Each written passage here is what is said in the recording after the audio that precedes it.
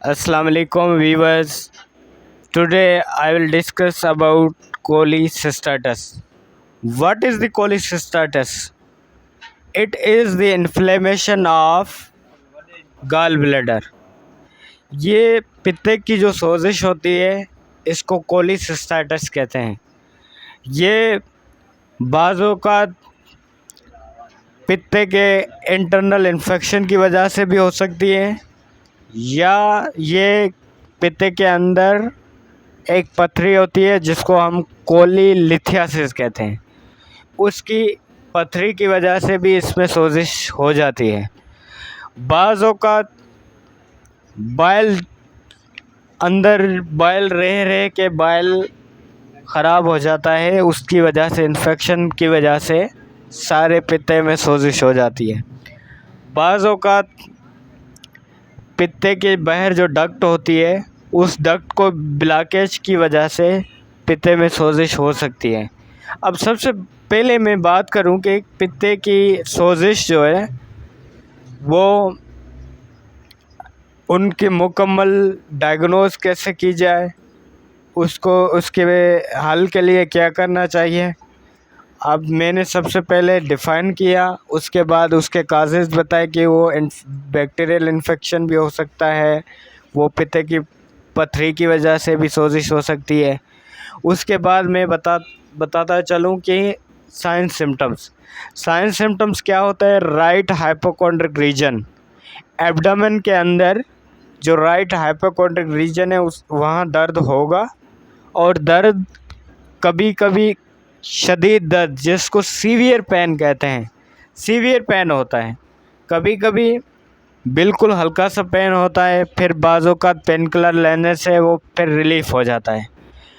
अब किसी को सिम्टम्स जो है ना वो ऐसे होते हैं कि थोड़ा सा जो है ना क्रैम्प्स पड़े, फिर छोड़ गए, फिर दर्द की मेडिसिन ली और कुछ मंथ चलते रहे। बाज़ों का तो वो लोग हैं जिन्हों में सीवियर पेन हुआ, उसको एक्यूट कोलिसिस्टाइटिस कहा जाता है। वो अभी रिसेंटली हुआ, सडन हुआ और जल्दी में उनके लिए मुश्किलात बन गई, बहुत सीवियर पेन होगा, अनवांटेड पेन हुआ, तो उसके लिए होना ये चाहिए कि वो सर्जरी की तरफ मैनेजमेंट में जाना चाहिए उसको। अब बात यह है कि इनकी डायग्नोज कैसे करनी चाहिए। डायग्नोज के लिए अल्ट्रासाउंड और सीटी स्कैन होना चाहिए, और लैब रिपोर्ट्स में देखा जाए तो हम सीबीसी और इन्फेक्शन की वजह से सीआरपी भी करवाना चाहिए, और बाज़ औक़ात हम बाकी चीज़ें भी देख लेते हैं जैसे एलएफटीज़ वगैरह, क्योंकि बाइल वगैरह के डक्ट में कोई ब्लॉकेज होती है तो एलएफटीज़ डीरेंज हो जाते हैं। अब बात ये हो गई कि इसके जो ना इन्वेस्टिगेशंस हुई। अब हम बात करते हैं कि इसकी मैनेजमेंट क्या है। मैनेजमेंट ये है कि बाज़ औक़ात बहुत सारे लोग जो है ना क्रोनिक कोलिसिस्टाइटिस में वो सर्जरी नहीं करवाना चाहते, तो वो कुछ पेन किलर लेते हैं, इन्फेक्शन की दवाई लेते हैं और ऐसे ही कुछ मंथ गुजार लेते हैं। फिर बाज़ औक़ात फिर आगे जाके फिर उनको फिर वही कॉम्प्लिकेशन होती है, फिर वो आगे जाके यही काम करते हैं, वो यही टैबलेट्स लेते हैं, पेन किलर लिया, इन्फेक्शन की दवाई ली, फिर छोड़ दिया। अब चलते चलते ये एट द एंड यही फ़ैसला होता है कि सर्जरी लाजमी करवानी पड़ती है। उसको कहते हैं कोलिसिस्टेक्टोमी।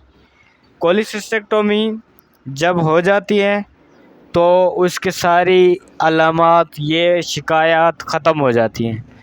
अब मैनेजमेंट में एक तो सर्जरी मैंने बता दी, दूसरी मेडिसिन बता दी, तीसरी चीज़ यह होती है क्रोनिक कोलिसिस्टाइटिस में वो बाज़ औक़ात वो लोग ये ट्रीटमेंट लॉन्ग टर्म चला के ये देखना चाहते हैं कि कोई और वजूहत नहीं बन रही है, तो उसको ऐसे ही छोड़ देते हैं बगैर ट्रीटमेंट के भी।